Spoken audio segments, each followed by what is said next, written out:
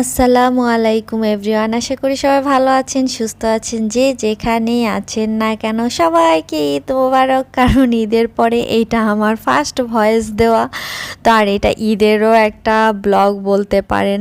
তো ঈদের আগে ওই যে আমার জামাইকে তার শাশুড়ি মা পাঞ্জাবি দিয়েছে। তো পাঞ্জাবি দিয়েছে মানে কি টাকা দিয়েছে, আমি তার পছন্দ মতো চয়েস করে তারপরে অর্ডার করে দিয়েছি। তো তারপরে আমার ছোট খালামণি এসেছে, এবার বরিশালে ঈদ করবে, কারণ তার শ্বশুরবাড়ি রংপুরে, উত্তরবঙ্গ দক্ষিণবঙ্গ। তো সবসময় বিয়ের পর থেকে উত্তরবঙ্গে ঈদ করেছে। তো এবার আমার নানু একটু বেশি অসুস্থ, আর আমাদের কাছেই আছে নানু, তো তার জন্য এবার আমার খালামণি ঈদ করতে চলে আসছে বরিশালে। তো তারপরে আমরা একটু মার্কেটের দিকে গিয়েছিলাম, সেখান থেকে আমার বোনের বাসায় এসেছি, কারণ আমার বোনেদের সাথেই হলো গিয়ে আমার বোন, আমরা, আন্টি, আমার মা, খালারা, মামারা সবাই একসাথে এবার সবাই মিলে ঈদে মজা করব, কুরবানি দেব।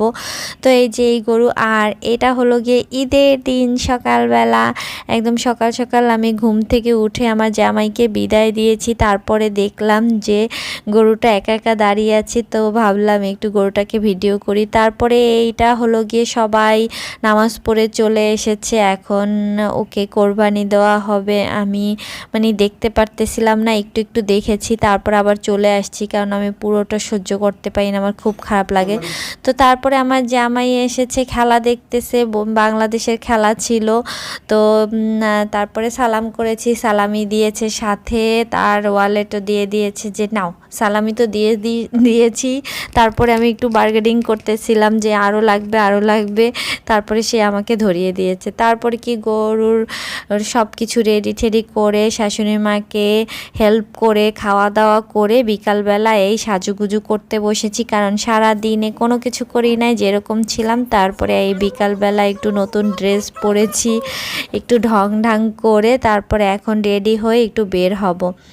জানি না কোথায় বের হব, প্রচণ্ড গরম, কোথাও কিছু ভাল লাগতেছে না। আসলে প্রতি বছর কোরবানিতে, অন্ততপক্ষে কোরবানিতে একটু বিকালের দিকে বৃষ্টি হয়, কিন্তু এইবার বৃষ্টি তো দূরে থাক, একটু মেঘলারও কোনো দেখা যাচ্ছে না, মেঘেরও কোনো কিছু দেখা যাচ্ছে না। তো তাই একটু অস্থির লাগতেছে, কিন্তু অস্থিরতা লেগে তো নাই, কারণ ওইদিকে আমি ভিডিও কল দিয়েছিলাম, সবাই একসাথে অনেক মজা করতেছে, নানু, খালামুনি, আমার কাজিন, আমার বোনেরা, বোনের মেয়েরা সবাই মিলে অনেক মজা করতেছে সবাই। আর আমি এখানে একা একা বসে থাকবো তা তো হতে পারে না, আমার মন অলরেডি ওইখানে চলে গেছে, আর আমি এখানে বসে বসে রেডি হচ্ছি। তো এটা একদম সুন্দর একটা সিম্পল কটনের ড্রেস ছিল, আমি ঈদের দিনের জন্যই রেখেছিলাম, সকালেই পরবো করে, বাট চিন্তা করলাম না, গরুর মাংস টাংস ধরবো, আমার একটু গরুর মাংস ধরা ছানার একটু অভ্যাস আছে, আমার খুবই ভাল লাগে। তো তাই আমি এটার করে না একবারে সব কিছু করে ঠোরে ফ্রেশ হয়ে গোসল টোসল করে একবারে পরে নিয়েছি। আর রেডি হতে হতে জামা কাপড় যেখানে সেখানে ছিটিয়ে রাখা, আর আমার জামাই পাঞ্জাবির সাথে 3টা প্যান্ট বের করছে, যে কোনটা পরবে, নর্মাল সাদা, তারপরে জিন্স ব্ল্যাক কালারের, একটু হোয়াইট জিন্স, তারপরে 4 নম্বরটা পছন্দ হয়নি, তারপর আবার সাদাটায় ব্যাক করেছে। এই লোকটা মেয়েদের থেকেও অনেক বেশি জ্বালায়।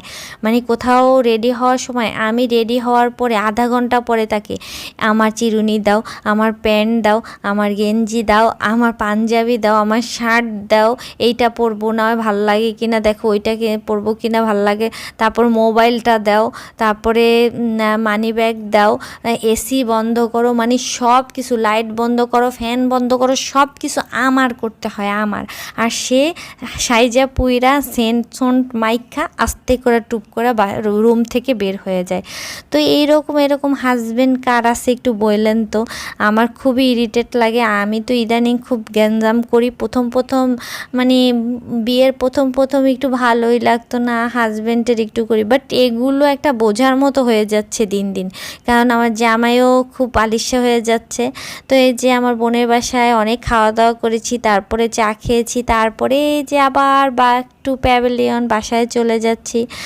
খুব সুন্দর করে এলাকাটা সাজাইছি, একটু ভিডিও করলাম। রাতের বেলা ভাল লাগতেছে, এসে আমার পুচকি সোনাটাকে একটু আদর করতেছি, কারণ অনেকক্ষণ আটকা ছিল। তো কার কেমন ঈদ কাটলো, কে কেমন মাংস খেলেন আমাকে একটু জানাবেন কমেন্টস করে। তো আজ এই পর্যন্ত, আল্লাহ হাফেজ।